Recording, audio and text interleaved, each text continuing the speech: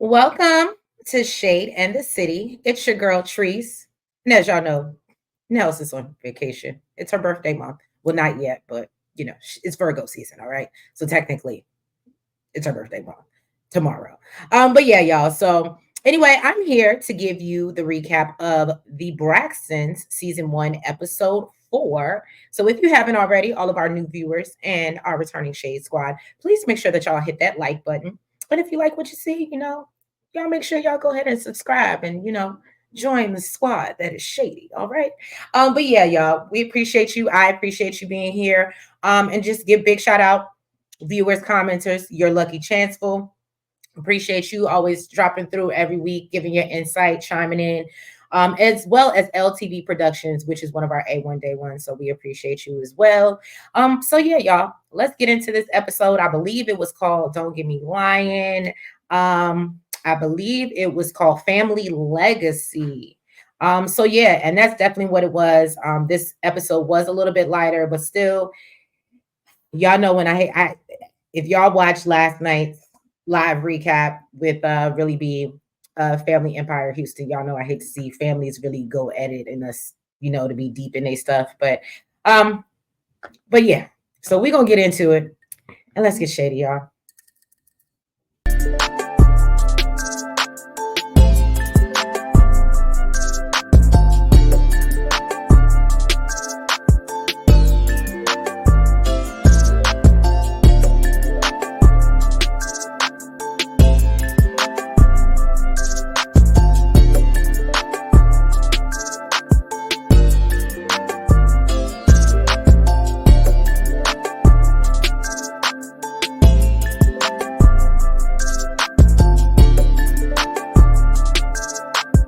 All right, y'all. So we're kicking off this episode. We know that Trina and Tawanda are coming to the DMV area to visit their nephew, Little Kev, aka Scratchy, as Tawanda calls him.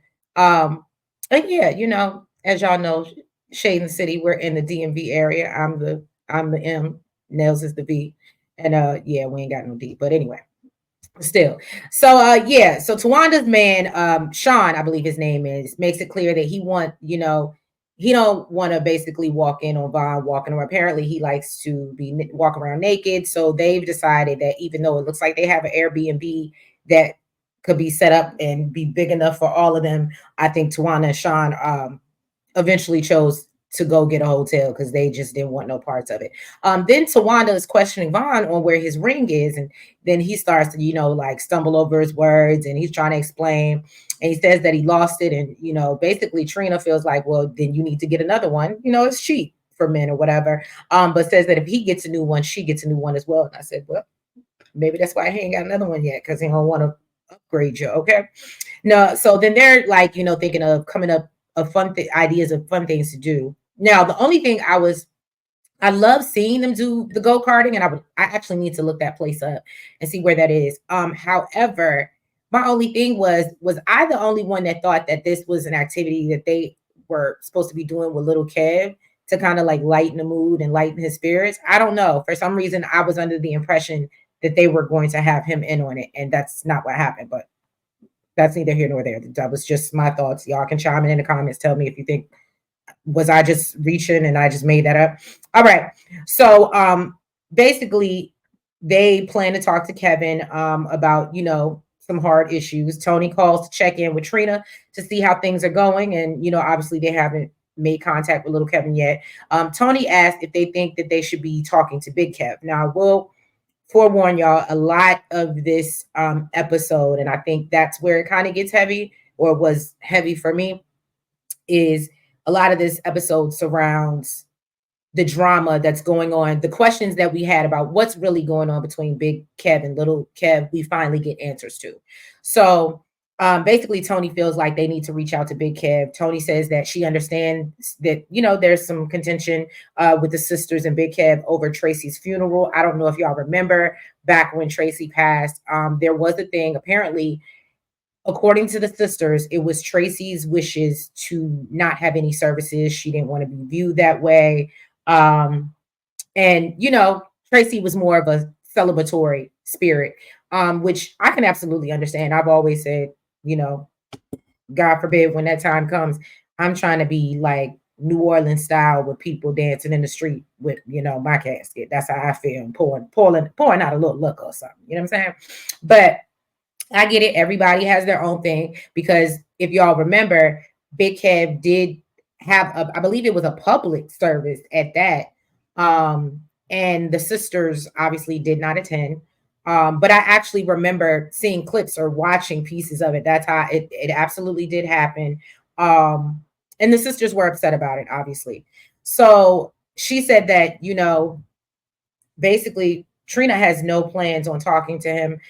Tony brings up a great point that they don't know, nobody knows pillow talk, in relationships. And even though her and her husband may have had their issues or whatever the case may be, or she may have been sickly, Tony tries to play advocate and say, well, we don't really know what Tracy communicated to her husband, Big Kevin. So I like that, she tried to play advocate in that way. And basically says that, I think by talking to him, maybe we can get to the root of what's going on between him and little Kevin.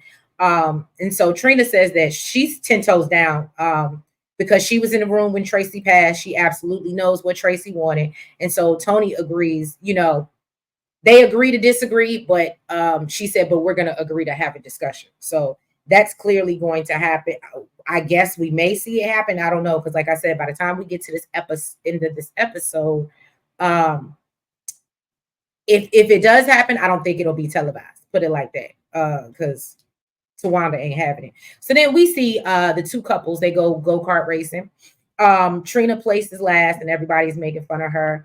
And basically Trina realizes it's not as fun as she thought, but that was something that I guess they used to do. Tracy used to like to do. So it was nostalgic for them. Trina said that, she cool with being a slow driver because, her insurance rates are low.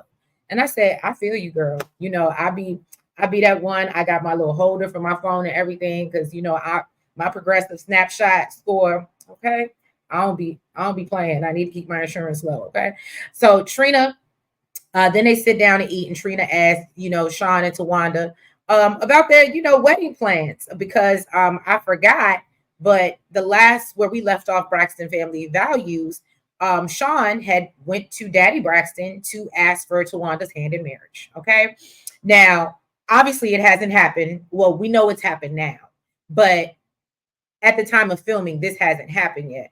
So Trina brings up, well, then Tawanda says she wants people to stop asking her, and I totally felt her in this without telling y'all all my personal business, but I absolutely felt Tawanda in this moment. If y'all don't stop coming, I can't propose to myself. Stop asking me what's going on. That's it. That's it. That's all. Go ask him. Stop asking me. So I totally got it. And yeah, she said that, basically she's never pushing a man to propose because, basically it's the worst thing you can ever do. And as we know, Tawanda was married before. Obviously, that her and her husband are divorced. And so I'm sure she's just like she wants to make sure it's right. But I do love how Vaughn steps in and clowns Sean and says, so basically, you went to talk to the dad about something that you weren't going to do. And I said, and you know why I was really here for that? Because I feel like so many times males do not hold their other male friends accountable in life. Like they just, and they let them be F boys. They let them, you know what I mean? And I was really here for Vaughn. Like, no, bruh. Like, so what's the holdup? What are you doing? And then I love when Trina just babbled something. And when they asked what she said, oh, I just thought we were all saying things that didn't make sense. And I had a good little kiki that scene. It was really cute. So then we see Tamar. She's being featured on a podcast. Apparently one of her good friends that she's appeared on before has their own podcast, and they're celebrating their 100th episode. So Phil was his name, I believe, and apparently they've been friends for like 5 years. So they basically asked Tamar what she's working on, and she talks about her album.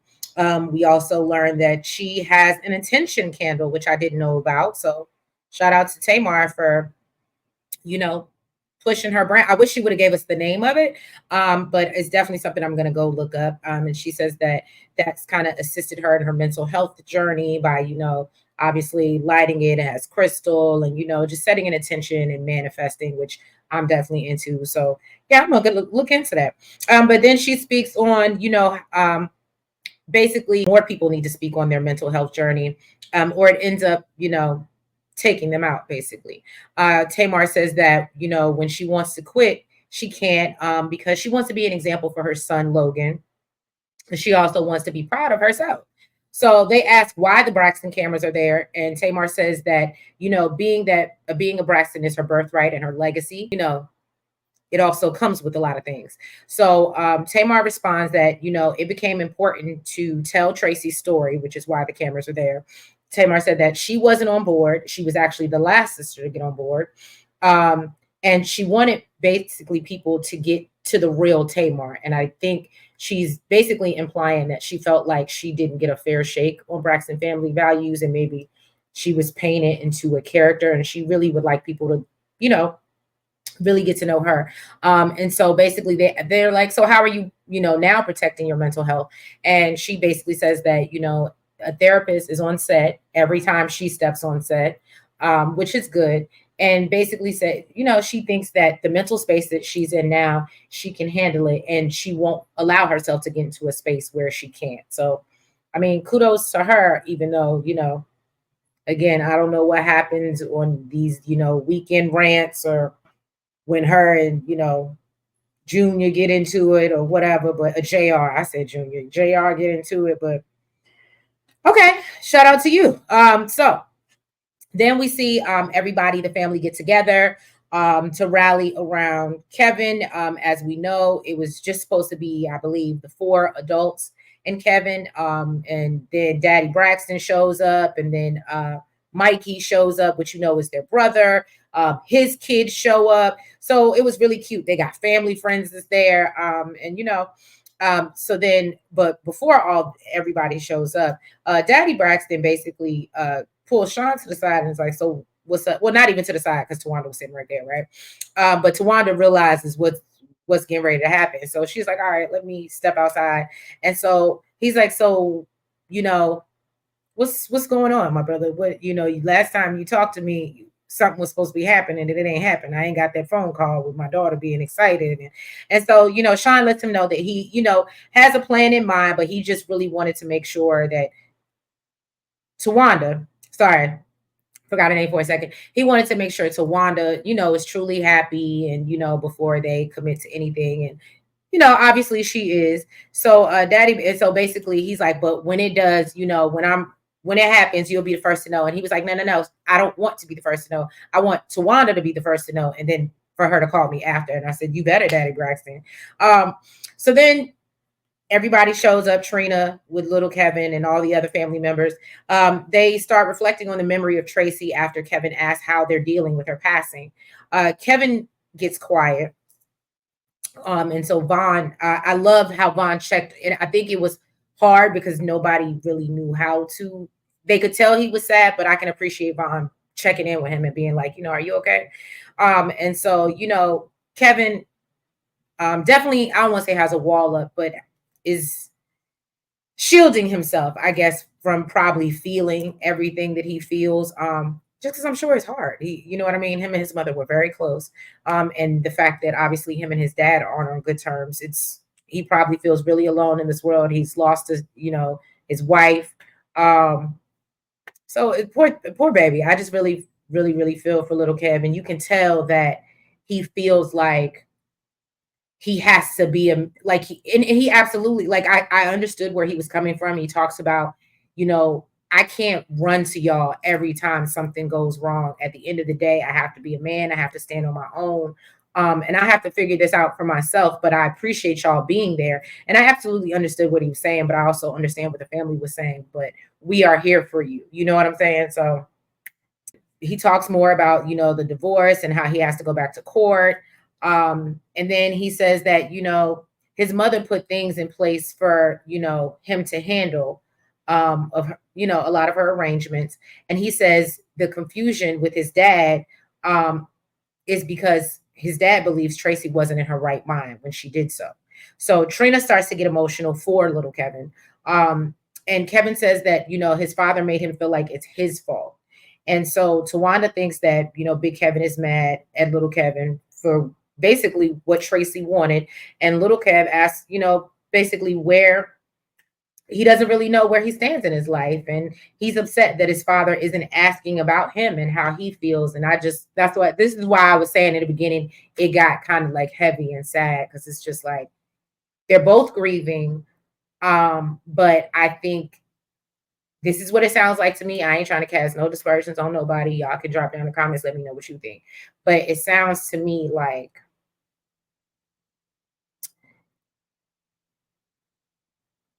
now Tracy, from what they say or what the streets were saying, this is alleged, if there were infidelity issues, it sounds like at the end of the day, even if she stayed married to her husband, she had a backup plan, or she knew that she wanted to leave everything to her son.